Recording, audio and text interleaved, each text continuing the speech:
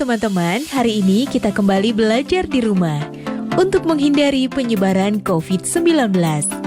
Kali ini kita belajar dengan menyimak sebuah tayangan tentang polusi air di sekitar kita. Tidak semua sungai bisa menjadi tempat wisata. Banyak sungai menjadi tempat pembuangan limbah, sehingga warna airnya menjadi coklat, bahkan kehitaman.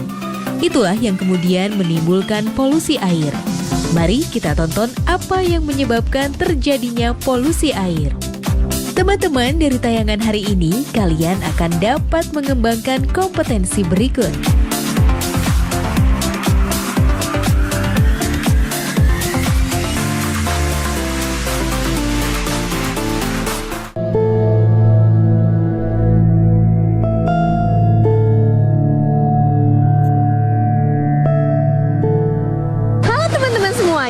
Jumpa lagi di acara Planet Science, a journey into science. Bersama saya Sarah dan bersama saya Kak Rio. Nah, sekarang kita lagi jalan-jalan di sekitar sungai. Bener banget tuh Kak. Tadinya Sarah mau berenang di sungai ini, tapi ternyata sungainya kotor. Betul banget, Ter. Karena ternyata emang nggak semua sungai itu bisa dijadiin sebagai tempat wisata. Loh, kenapa Kak? Ya, misalnya di Sungai Cikapundung, Bandung. Di sana itu airnya udah banyak banget kena limbah. Jadi warna airnya aja tuh udah hitam banget kayak kopi. Wah, kok bisa gitu ya Kak? Nah, itu dia yang dinamakan dengan polusi air. Nah, untuk episode kita kali ini, kita akan ngebahas tentang polusi air. Wah, asik banget nih materi kita hari ini. Sarah juga jadi penasaran. Kalau gitu kita lihat sama-sama yuk.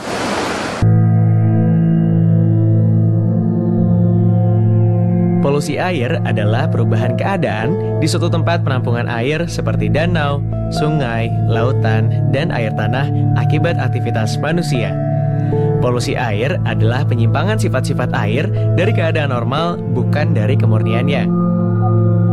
Air yang tidak berpolusi tidak selalu merupakan air murni, tetapi adalah air yang tidak mengandung bahan-bahan asing tertentu dalam jumlah melebihi batas yang ditetapkan, sehingga air tersebut dapat digunakan secara normal untuk keperluan tertentu. Adanya benda-benda asing yang mengakibatkan air tersebut tidak dapat digunakan secara normal disebut polusi.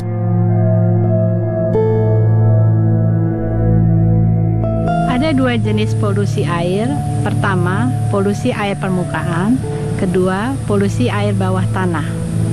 Ada 3 penyebab polusi air, yaitu mikroorganisme, bahan kimia, dan air limbah panas.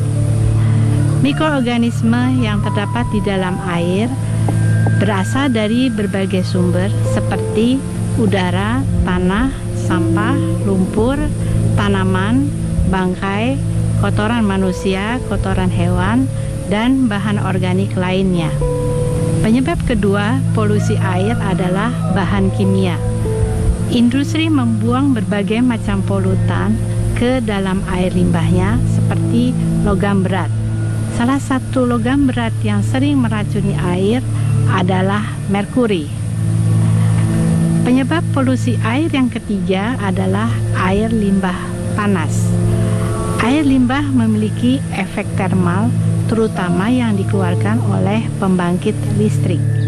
Penyebab penyakit atau patogen yang sering ditemukan di dalam air, terutama adalah bakteri-bakteri penyebab infeksi saluran pencernaan. Bakteri tersebut adalah Vibrio cholerae, penyebab penyakit kolera, dan Shigella dysenteriae, penyebab penyakit disentri basiler.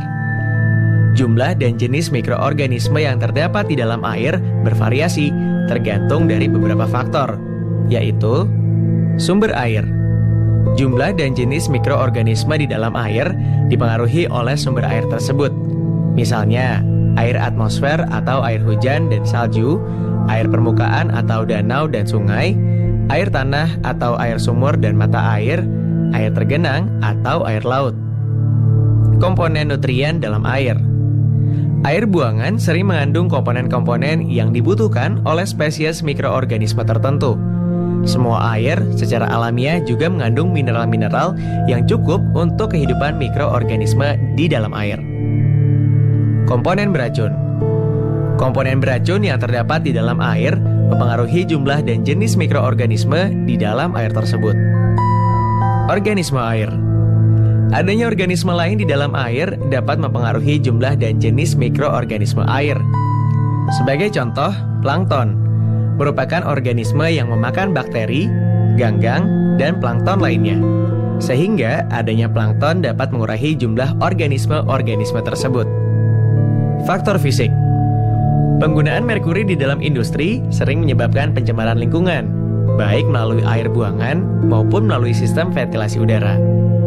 Air juga bisa terpolusi dari timbal. Penggunaan timbal terbesar adalah produksi baterai penyimpan untuk mobil, di mana digunakan timbal metalik dan komponen-komponennya.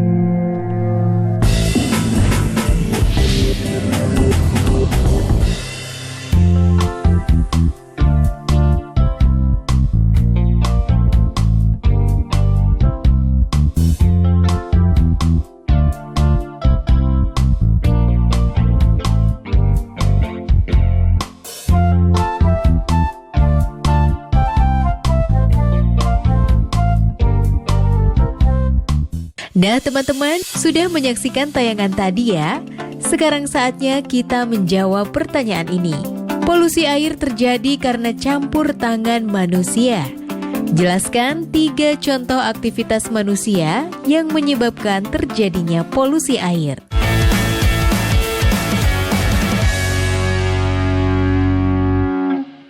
Pemerintah mengimbau masyarakat dapat bertahan di rumah saja. Ini yang membuat saya rindu akan mereka. Walau berjauhan, jarak bukan alasan untuk berhenti mendapatkan pendidikan. Ini adalah tanggung jawab kita bersama. Untuk masa depan anak-anak kita, anak-anak Indonesia.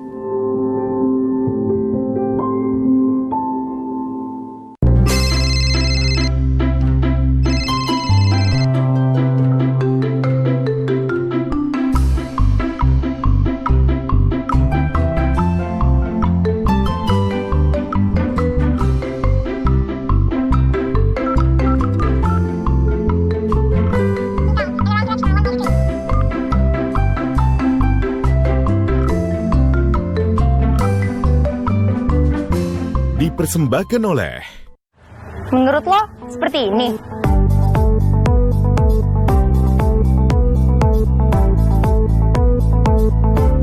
Ini cuma bikin dendam, Jito. Jadi hentikan nih dari sekarang. Sudah ku bilang, tak boleh lagi ada pelonco-peloncoan. Baca, baca. Ayo kenali sekolah dengan cara yang lebih asik.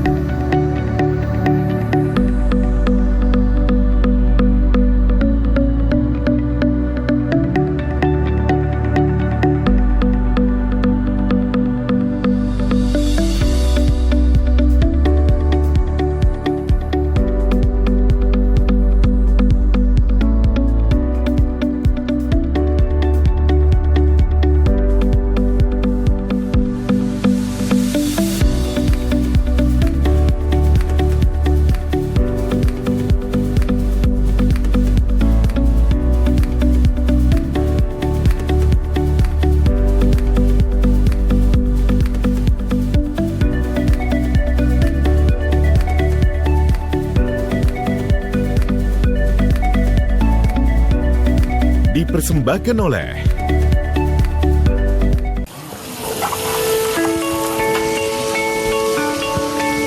Perilaku hidup bersih dan sehat merupakan cara paling efektif untuk mencegah penularan virus corona. 1. Mari mencuci tangan menggunakan sabun selama 60 detik dengan air mengalir. 2. Tingkatkan daya tahan tubuh dengan istirahat cukup dan rajin berolahraga. 3. Konsumsi makanan bergizi seimbang yang dimasak sempurna dan minum air putih 8 gelas per hari. 4. Gunakanlah masker atau tutup mulut dengan lengan jika batuk atau bersin. 5. Jika ada gejala seperti demam dan sesak napas, segera kunjungi pelayanan kesehatan terdekat. Jadi, tetap tenang dan selalu waspada. Mari kita maksimalkan upaya pencegahan virus corona dengan menerapkan perilaku hidup bersih dan sehat.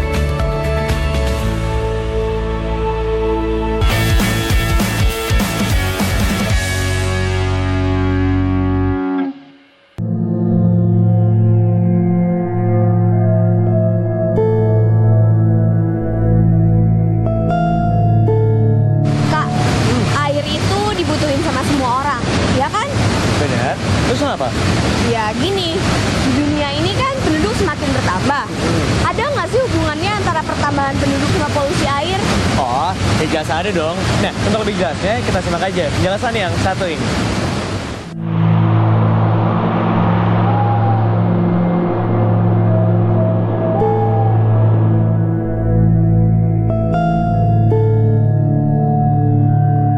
Sehubungan dengan pertambahan penduduk yang semakin meningkat, maka permintaan akan pangan, sandang, dan papan juga semakin meningkat.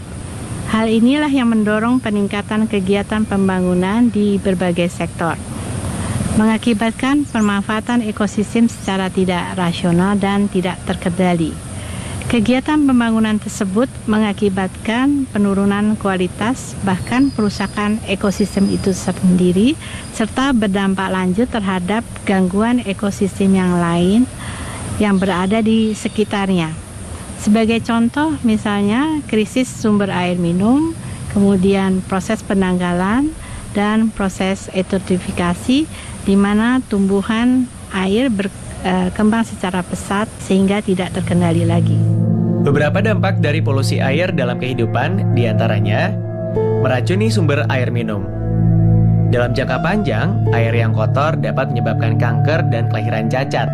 Terganggunya kehidupan organisme air karena berkurangnya kandungan oksigen. Terjadinya ledakan ganggang dan tumbuhan air atau eutrofifikasi. Pendangkalan dasar perairan. Kematian biota kuno seperti plankton, ikan, bahkan burung. Wah kak, kalau udah terpolusi kayak gini, apa airnya masih bisa dimanfaatkan?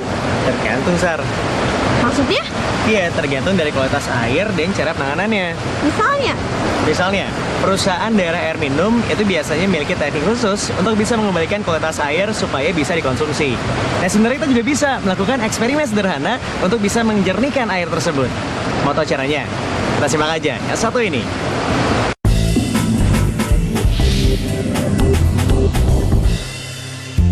Tujuan dari eksperimen ini adalah memahami sistem penyaringan air secara sederhana. Alat dan bahannya adalah sebagai berikut. Botol plastik 1500 ml. Tutup botol plastik. Gunting. Penggaris. Spidol. Paku. Pasir, arang, batu kecil, batu besar, busa tebal 7 mm dipotong bulat sesuai diameter botol sebanyak 3 buah. Gelas kimia ukuran 250 ml isi air kotor, dan gelas kimia ukuran 250 ml kosong. Langkah kerjanya: tandai menggunakan spidol salah satu sisi botol dengan jarak 5 cm dari mulut botol sebanyak 4 garis dan dengan jarak 1 cm dari dasar botol sebanyak 1 garis. Potong pada tanda dengan jarak 1 cm dari dasar botol tersebut dengan gunting sehingga dasar botol menjadi terbuka. Lubangi tutup botol dengan paku sebanyak 8 lubang.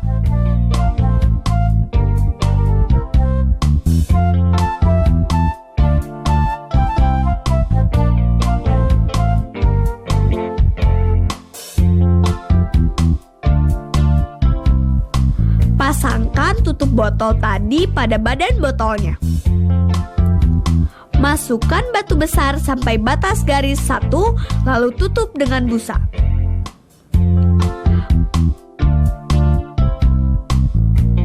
Masukkan batu kecil sampai batas garis 2, lalu tutup dengan busa.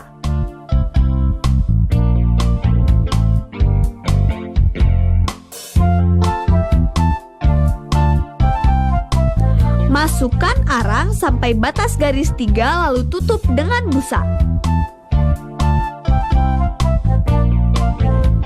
Masukkan pasir sampai batas garis 4.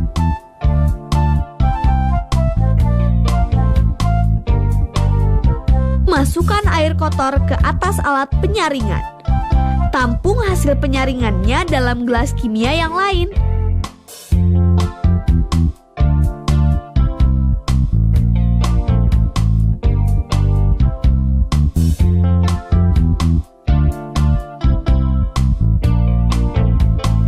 Bandingkan hasil dengan air kotor.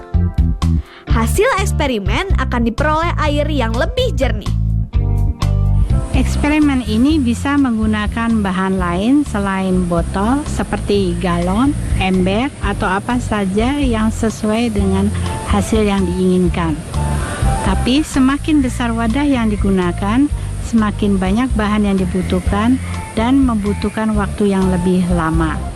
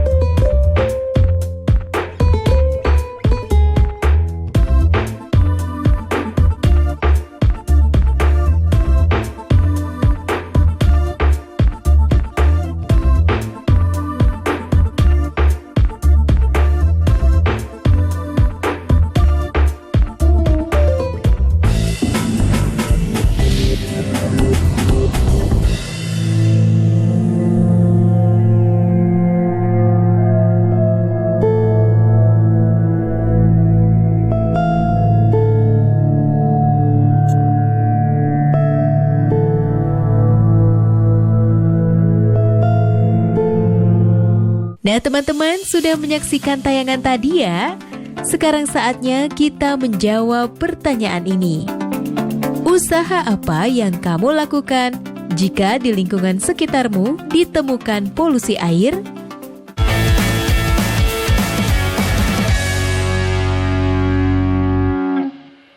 Bu, kemungkinan Lebaran Bagus belum bisa pulang. Bagus pulangnya nunggu virus corona selesai dulu ya, Bu. Ya tapi kan kamu masih muda, pasti kamu kuat. Mungkin Bagus kuat, Bu. Tapi kalau Bagus tularin ibu sama tetangga-tetangga gimana? Ya Allah, semoga virus ini cepat selesai. Izinkan anak saya biar bisa cepat pulang. Hari ini saya belajar berkorban untuk orang tua yang saya sayangi.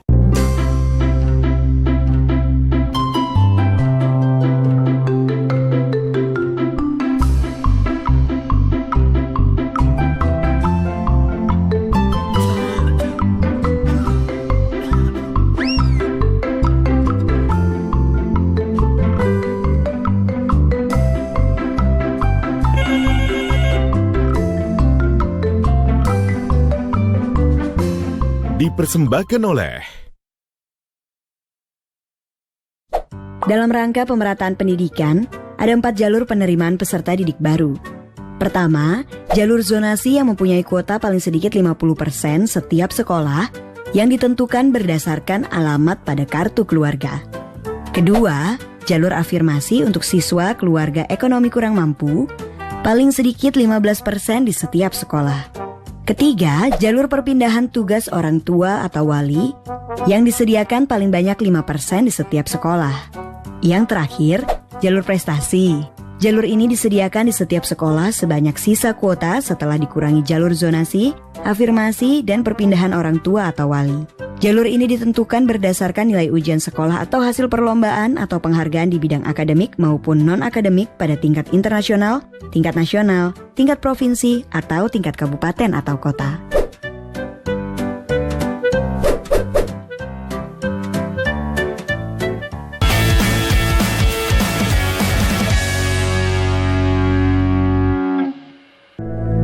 Air yang tercemar memiliki beberapa ciri, yaitu perubahan warna.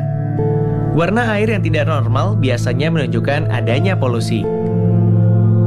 Perubahan bau. Bau air tergantung dari sumber airnya. Bau air dapat disebabkan oleh bahan-bahan kimia, ganggang, plankton atau tumbuhan dan hewan air, baik yang hidup maupun yang sudah mati. Perubahan rasa. Air yang normal sebenarnya tidak mempunyai rasa. Timbulnya rasa yang menyimpang biasanya disebabkan oleh adanya polusi, dan rasa yang menyimpang tersebut biasanya dihubungkan dengan baunya.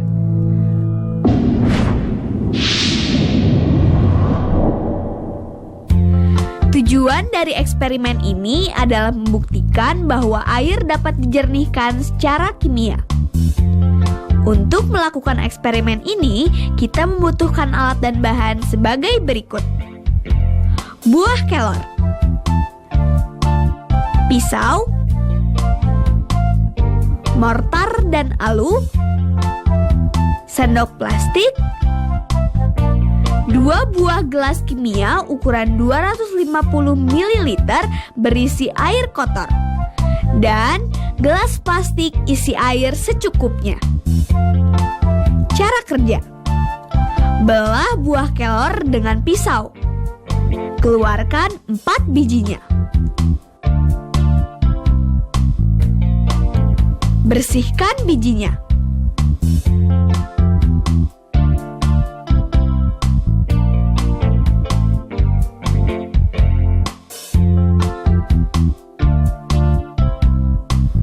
Masukkan biji tadi ke dalam mortar lalu tumbuk dengan halus sampai halus.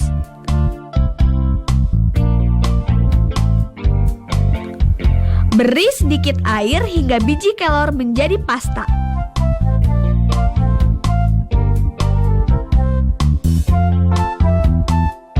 Campurkan pasta kelor ke dalam air kotor.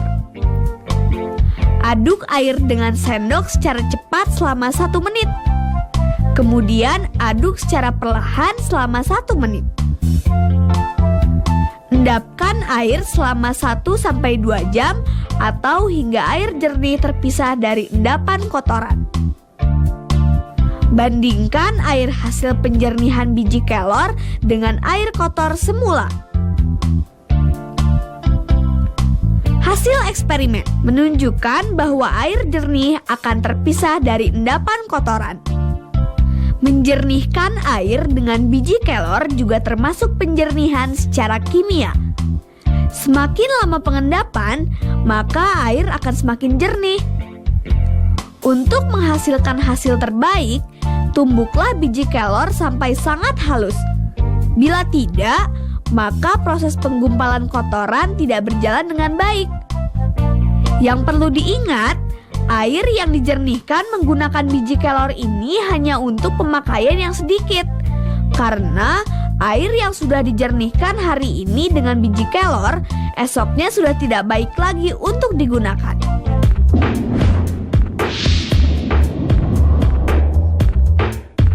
Untuk mengurangi polusi air, kalian dapat mencoba melakukan hal-hal berikut ini. Sedapat mungkin, gunakan produk yang alami. Hal ini akan mengurangi bahaya terhadap kesehatan tubuh dan lingkungan. Saat menggunakan bahan pembersih seperti pemutih dan deterjen, berhematlah. Ini akan mengurangi pencemaran air. Hindari kemasan yang berbahaya. Kotak kertas pembungkus deterjen dapat dengan mudah didaur ulang. Tetapi produk dalam kaleng aerosol atau botol plastik sulit untuk didaur ulang. Terlebih lagi jika dibuang begitu saja tanpa diolah. Gunakan tempat sampah yang memisahkan jenis sampah organik dan anorganik. Sebisa mungkin gunakan ulang kemasan-kemasan yang anorganik.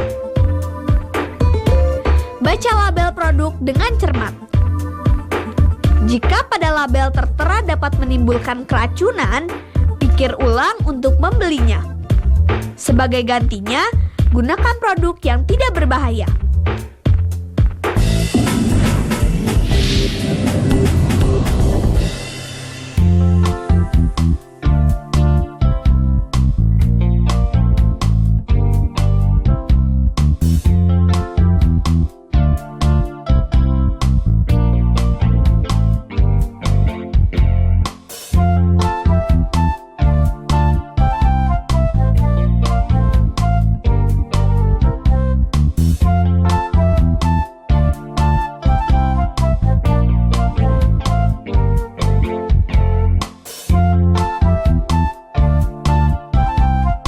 Gimana, Sar? Sekarang jadi lebih tahu kan tentang seluk-beluk dari polusi air? Wah, jelas dong Kak. Bahkan sekarang Sarah jadi makin ngerti nih gimana caranya untuk turut menjaga lingkungan perairan kita. Nah, udah ngerti, berarti paling pas. Kalau sekarang kakak coba mau ngetes tentang materi kita kali ini.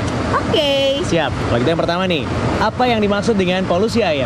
Jadi gini Kak, polusi air itu adalah penyimpangan sifat-sifat air dari keadaan normal atau bisa dibilang tidak murni lagi. Biasanya hal ini diakibatkan oleh aktivitas-aktivitas manusia yang merugikan. Oke, kalau penyebabnya apa aja coba? Banyak Kak, ada mikroorganisme, terus juga bahan kimia, logam berat seperti timbal dan merkuri, nutrien, padatan, dan panas.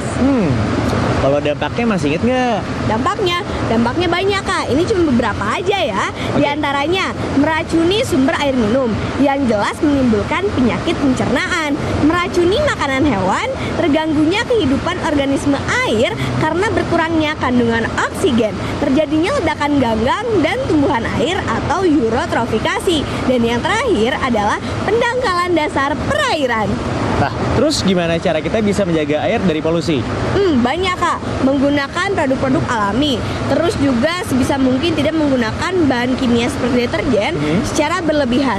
Terus selektif dalam memilih kemasan atau gunakan bahan-bahan yang dapat didaur ulang. Dan yang terakhir adalah jangan membuang sampah di saluran air. Sip deh. Oke deh, teman-teman juga udah semakin ngerti kan tentang polusi air? Pastinya dong, makanya jangan lupa untuk terus bereksperimen dan jangan lupa juga buat terus menyaksikan Planet Science, a journey into science. Dadah! Nah teman-teman, sudah menyaksikan tayangan tadi ya? Sekarang saatnya kita menjawab pertanyaan ini. Tuliskan urutan langkah prosedur penjernihan air menggunakan biji kelor dengan tepat. Sekarang tetap belajar dari rumah ya teman-teman. Jaga jarak, rajin cuci tangan, dan pakai masker agar kita mencegah penyebaran COVID-19. Sampai jumpa. Yuk bantu Kemendikbud menjadikan program belajar dari rumah di TVRI lebih baik dan menyenangkan untuk kamu. Ikuti survei evaluasi program belajar dari rumah di TVRI dengan membuka laman s.id/surveybdr. Untuk kamu yang berada di daerah 3T, terdepan, terluar, dan tertinggal, bisa mengikuti survei lewat SMS gratis dengan mengetik BDR, kirim ke 93456. Jangan lupa ajak orang tuamu dan gurumu juga ya.